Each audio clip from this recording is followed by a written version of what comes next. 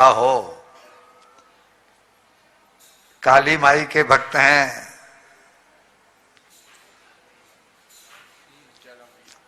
परब्रह्म राम कृष्ण परमहंस काली माई के भक्त हैं। काली माई से वो रूबरू बात करते थे जैसे हम और आप आमने सामने बैठे हैं। नरेंद्र जो स्वामी विवेकानंद कहलाए, वो कहते थे स्वामी जी आपकी और माँ जी की माता जी की बात रोज होती है, आपको कैंसर है, आप भोजन नहीं कर पा रहे, आपके मुख से आवाज नहीं निकल रही, तो आप माँ से क्यों नहीं कह देते कि माँ कम से कम मैं भोजन कर पाऊं, ऐसा तो मुझे कर दो माँ, मेरी बीमारी को कुछ। वो कहते थे नरेंद्र क्या भगवान मुझे देख नहीं रहे? क्या तू ये कहता है कि भगवान को अपार आंखें नहीं है, केवल 2 आंखें हैं?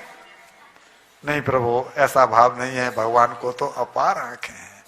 भगवान को भैया अपार आंखें हैं, लेकिन वो चाहते हैं कि जब नरेंद्र मेरे पास जब रामकृष्ण मेरे पास आवे तो एकदम शुद्ध आत्मा होकर के आवे, पवित्र आत्मा होकर के आवे, उसके जीवन में कोई पाप रह नहीं जाए।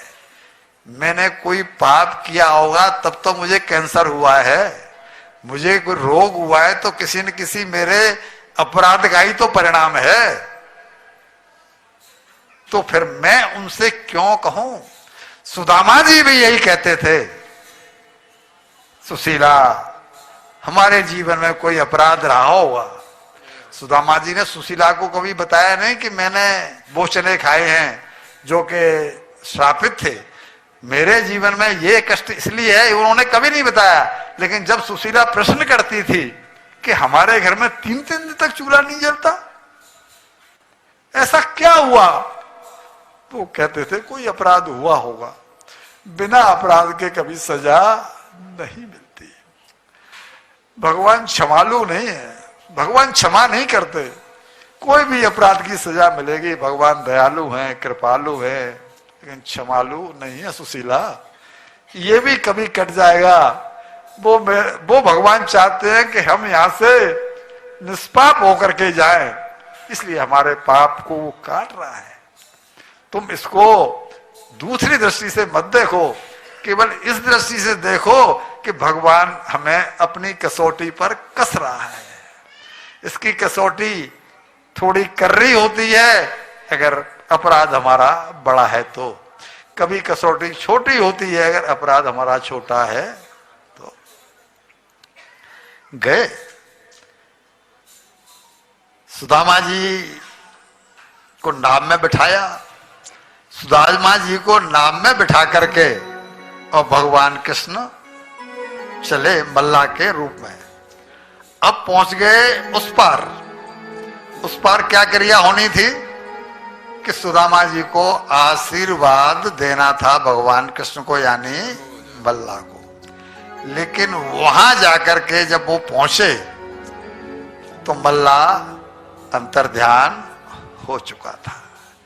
सुदामा जी का आशीर्वाद, बोले कमाल, वो मुझे यहां तक लेके आया और बिना आशीर्वाद लिए चला गया। बड़ो भलो आदमी हो, एगो पैसा वाने ले नहीं, मोरे काजे नाव लेके आए गए हो और मेरी दरिद्रता को वाने कही कि मैं तुम्हारी दरिद्रता ले लूंगो।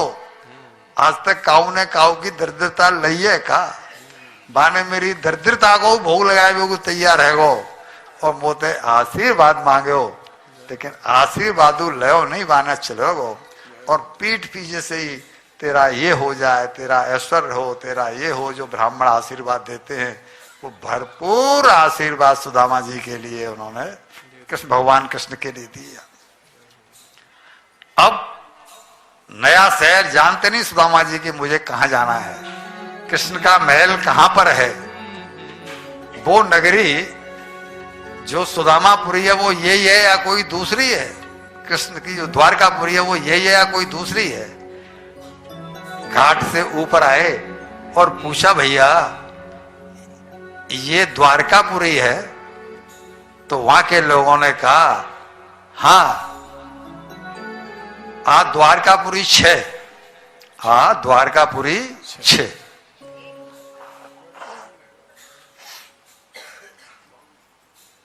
अब वहां 6 कहते हैं है को, गुजरात में 6 कहते हैं है को।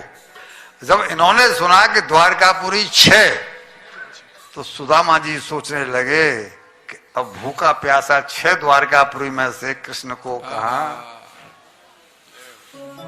भैया वो द्वारकापुरी कौन सी है जिसमें कन्हैया रहता है?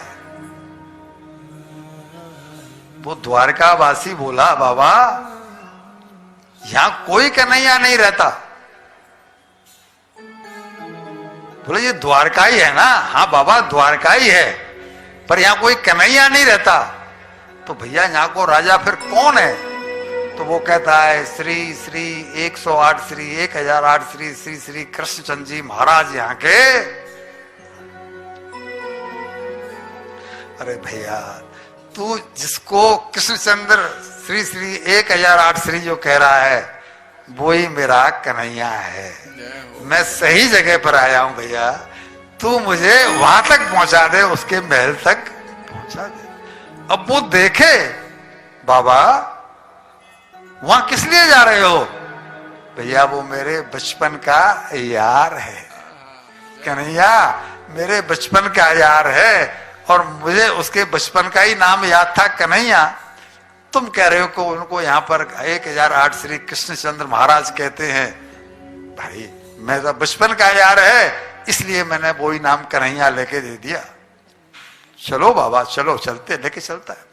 वो लेके पहुंचा दरवाजे पर, और वहां जब दरवाजे पे पहुंचा तो भगवान द्वारकाधीश ने ये कह के रखा हुआ था, भगवान द्वारकाधीश ने ये कह के रखा हुआ था कि मेरे महल के दरवाजे सबके लिए कोई भी याचक आ जाए उसको मेरे पास आने देने की जरूरत नहीं है, वो जो कुछ भी मांगे वो उसको दे देना। बाबा आपको क्या चाहिए? आपका आगमन किस हेतु से हुआ है? उन्होंने कह दिया कि हमारा आगमन तुम्हारे स्वामी के दर्शन करने को हुआ है। मैं याचक नहीं हूं, मुझे तुम्हारे स्वामी के दर्शन करने की इच्छा है। बाबा